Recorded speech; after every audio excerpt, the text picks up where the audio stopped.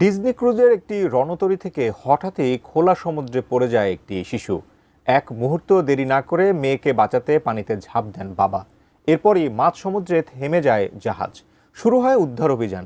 চোখের সামনে ঘটে যাওয়া এই অবিশ্বাস্য ঘটনার একটি ভিডিও চিত্র নিয়েই এবার সামাজিক যোগাযোগ মাধ্যমে তুমুল আলোচনা।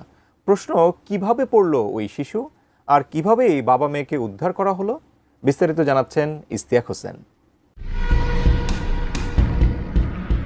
মার্কিন যুক্তরাষ্ট্রের ফোর্ট লডারডেল উপকূলের এক অবিশ্বাস্য ঘটনা।